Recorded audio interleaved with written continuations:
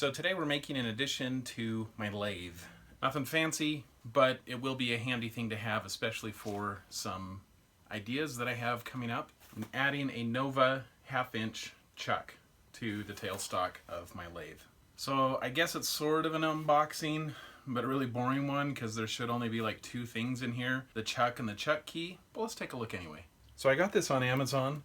I think it was a pretty good deal. I mean, I haven't tried the tool out yet. I'll provide a link below in the description if you want to take a look at it. So, chuck key.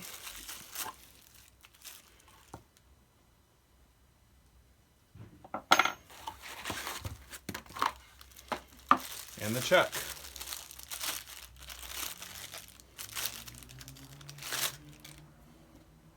It is a 1/2 inch chuck with an MT2 taper.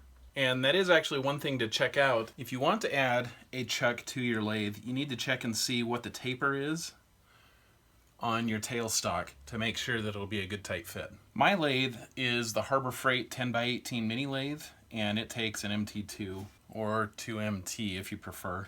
Anyway, let's hook it up and try it out. So this is my tailstock on my lathe. Here's my live center. To remove the live center, you use this tap rod. I don't know what the proper name is, that's what I call it. There's a hole back here. It slides in.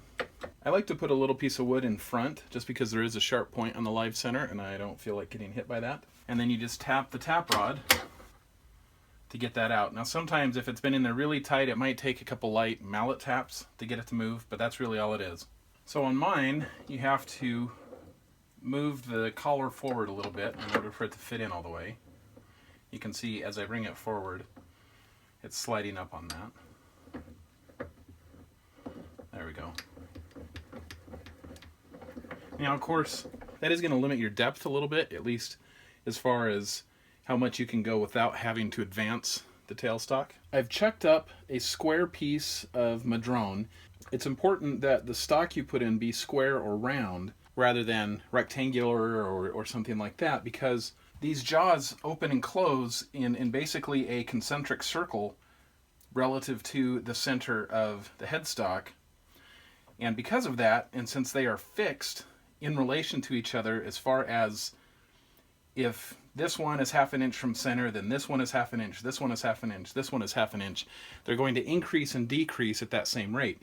Well, if you have a piece of stock that's rectangular, then the jaws would have to be at different distances, and that's not going to work. At least not with this kind of a chuck. Maybe there is one that'll do that, I don't know. Here I've got just a little 6mm brad point bit, and basically it's going to be just the same as it would if you were using your drill press or whatever. Put your bit in, righty-tighty, and you should be good. The one thing to watch out for is it is possible to have the jaws of the chucks sort of bind isn't the right word, but it's sort of like it binds on the bit in a way that the bit isn't centered. And so if you were to be in that situation and you bring your tailstock up to meet your workpiece, the center point of the drill bit won't meet the center point of the piece of wood, and if you were to try to drill into that, then it would force the bit off center. So just something to double check. Okay, so I'm just going to scoot the tailstock up close to the blank.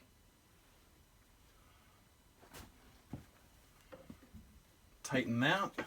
We're basically ready to go. One thing to double check, if you have your tailstock locked in place, you're not going to be able to advance or retract the drill bit, so make sure that that isn't engaged. Now we just turn the hand wheel to advance the bit.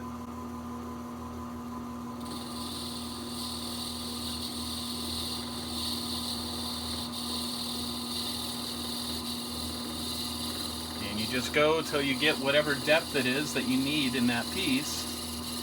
Once you've reached that depth, then just retract the tailstock and pull the drill bit out.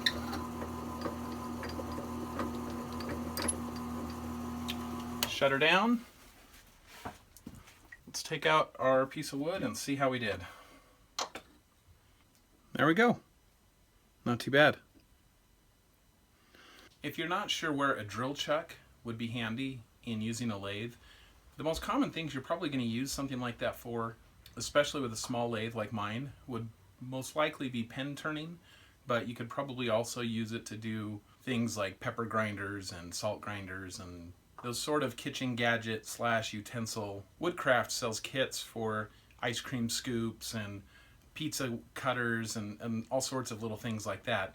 Well, to drill the hole in the handle, and the handle is what you're actually making, a chuck like this is what you would use to drill that. Now this chuck has a 1/2 inch capacity, which I think is pretty standard for a lot of the smaller ones. You probably will run into things that are outside the capacity of the motor of your lathe to actually handle. So that is something to keep in mind. You're probably not going to be able to stick a 3-inch Forstner bit in there and drill out a hole in a platter or anything. Hopefully over the next few weeks I'll be able to record a couple project videos using the lathe and the drill chuck. There's parts that I'm waiting for, so I don't really want to say anything just yet, but that should be coming in the future.